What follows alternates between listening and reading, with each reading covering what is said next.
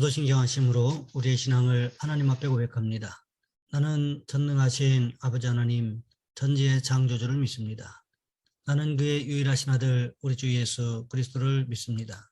그는 성령으로 잉태되어 동정녀 마리아에게서 나시고 본디오 빌라도에게 고난을 받아 십자가에 못 박혀 죽으시고 장사된 지 사흘 만에 죽은 자 가운데서 다시 살아나셨으며 하늘에 오르시어 전능하신 아버지 하나님 우편에 앉아 계시다가 거기로부터 살아있는 자와 죽은 자를 심판하러 오십니다.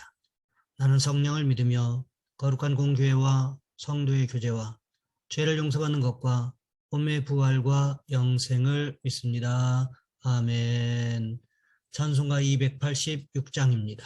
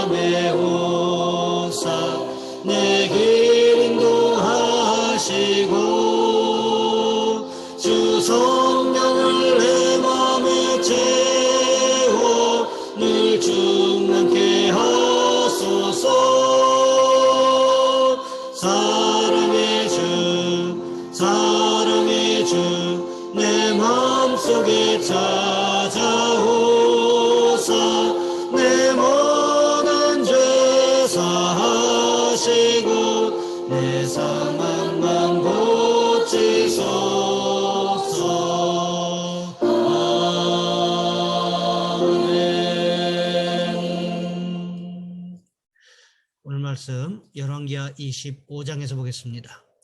열왕기하 25장 1절로 7절까지 말씀입니다.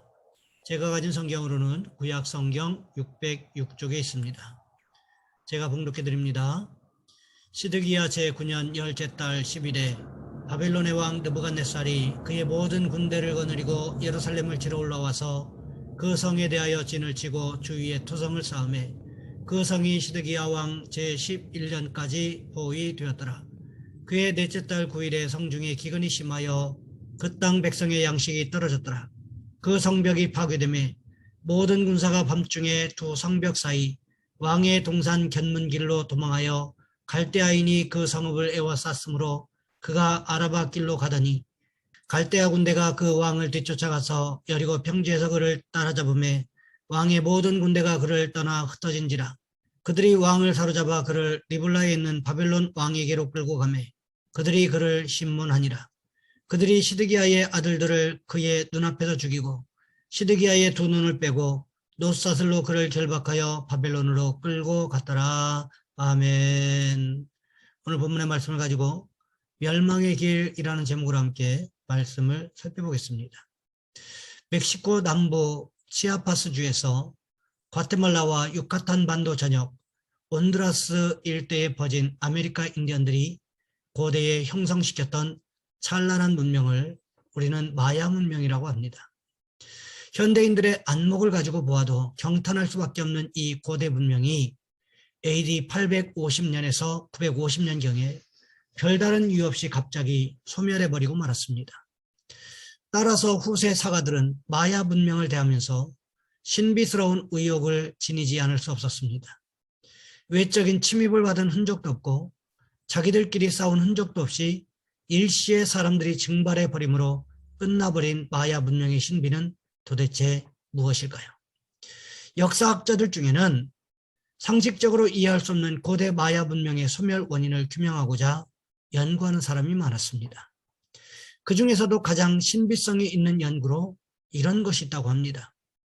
마야 문명은 지로계층의 각종 수탈에 견디다 못한 백성들이 그 도시로부터 하나둘씩 또는 집단으로 도망을 함으로써 소멸했다는 학설이 그것입니다.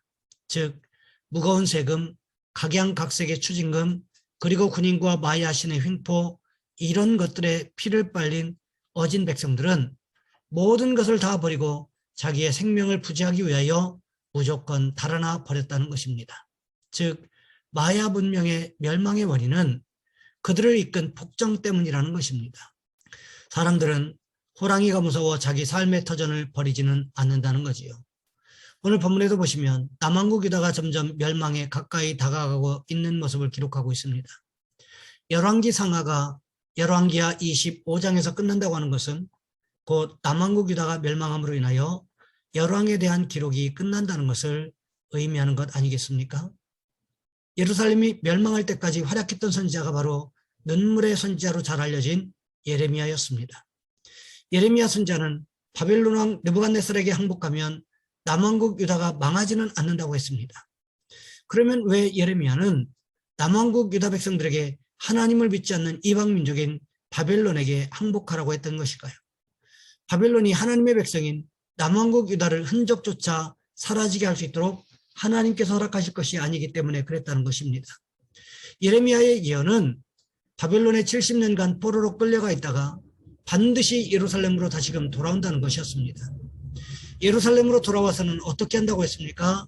남왕국 유다 공동체를 다시 회복할 것을 예언했다는 거지요. 우리는요, 똑같은 말이라고 해도 정반대로 들리는 경우들이 있다는 것을 알고 있지요. 예를 들면 이런 것입니다. 우리가 믿음 생활 잘하고 있는 가운데 하나님의 말씀대로 최선을 다해 신앙생활하고 있는 가운데 환란이 다가왔다면 어떻게 생각하는 것이 맞습니까? 이때의 환란은 시험으로 받아들이는 것이 옳지 않겠습니까? 그래서 더욱 하나님을 가까이 하여 시험을 이기는 믿음을 소유하는 것이 축복이라는 거지요. 하지만 하나님을 제대로 섬기고 있지 않음으로 인하여 환란이 다가왔다면요, 그것은 시험이 아니라 심판이라는 것입니다. 오늘 본문은 어떤 경우에 해당할까요? 심판에 해당한다는 것입니다. 그럼에도 불구하고 이상하게 사람들은 심판을 가져다가 시험이라고 우기는 경우들이 있습니다. 오늘 본문에 보시면 바로 그렇다는 것입니다. 오늘 본문 1절과 2절 말씀에 보시면 이렇게 기록하고 있습니다. 시드기야 제9년 열째 달 10일에 바벨론의 왕 느부갓네살이 그의 모든 군대를 거느리고 예루살렘을 치러 올라와서 그 성에 대하여 진을 치고 주위에 토성을 쌓음에 그 성이 시드기야 왕 제11년까지 포위되었더라. 시드기야를 왕으로 세운 사람이 누구였습니까? 바벨론의 느부갓네살이었다는 거지요.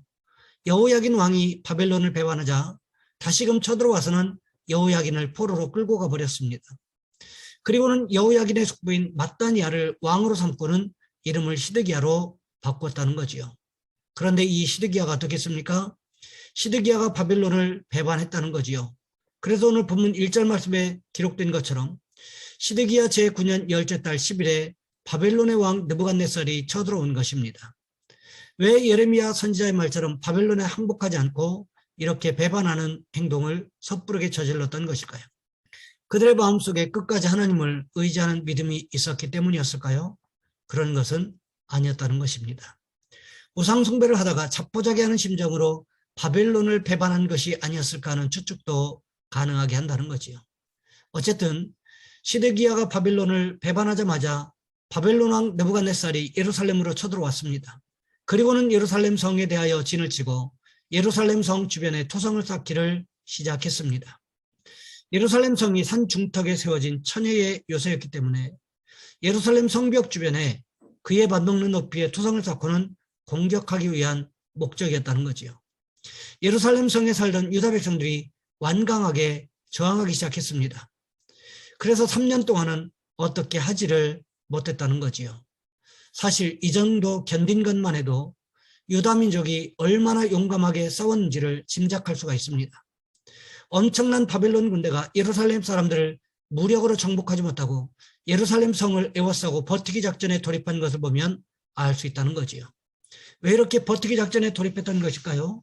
성 안에 식량이 떨어지면 어쩔 수 없이 항복할 것이기 때문에 그렇다는 거지요. 이런 일은 이미 사마리아 성에서도 있지 않았습니까?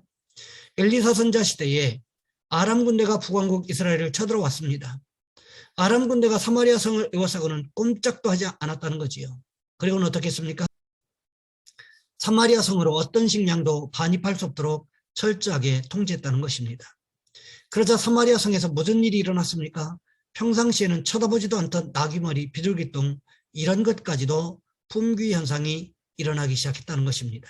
심지어는 부모가 자식을 잡아먹는 사람으로서는 도저히 할 수 없는 비극적인 상황에까지 몰리지 않았습니까? 그때 하나님께서 엘리사 선지자를 통하여 내일 이맘때에 사마리아 성의 경제가 아람의 침공 이전과 같이 회복될 것을 말씀하셨다는 거지요. 그리고는 하나님께서 개입하셔서 아람 군대가 혼비백산하여 도망하고 사마리아 성의 기근의 문제가 순식간에 해결되지 않았습니까? 누가 일하셨습니까? 하나님께서 하셨다는 거지요. 그때까지만 해도 사마리아 성에는 하나님의 선지자인 엘리사 선지자가 있었고 엘리사 선지자를 통하여 하나님은 여전히 일하셨기 때문이었다는 것입니다. 하지만 남왕국 유다의 예루살렘 성은 어떻습니까? 하나님 편에선 예레미야 선지자를 박해하기는 할지언정 그를 통한 하나님의 말씀에 귀를 기울이려고조차 하지 않았다는 거지요. 그러니 결국 어떻게 됩니까? 멸망의 길을 갈 수밖에 없게 되었다는 것입니다. 하나님의 말씀을 듣지도 않고 시드기야 왕 마음대로 나라를 다스리고 있으니 하나님께서 심판하실 수밖에 없는 상황이었다는 거지요. 그렇습니다. 하나님 없는 삶은 바로 멸망의 길로 가는 것임을 우리는 기억해야 한다는 거지요. 그렇다면 우리는 어떻게 해야 하는 것일까요? 우리의 생각을 접고 하나님의 말씀대로 살아가기 위해서 힘쓰고 애쓰는 저와 여러분 우리 모두가 되시기를 주님의 이름으로 부탁을 드립니다. 이 시간 우리 한 목소리 함께 기도하겠습니다. 하나님 없는 삶은 멸망의 길로 가는 것임을 우리가 기억하고 하나님 말씀대로 살아가기 위해서 힘쓰고 애쓰는 우리 모두가 될 수 있도록 도와주시옵소서. 또한 기도하실 것은 가정과 직장과 사업장, 삶의 터전을 위하여 샬롬의 평안의 축복을 허락해 주시라고 이 시간 우리 주여 한번 간절히 부르신 후에 한 목소리 함께 기도합니다. 주여 사랑의 하나님 우리를 도와주시기를 원합니다.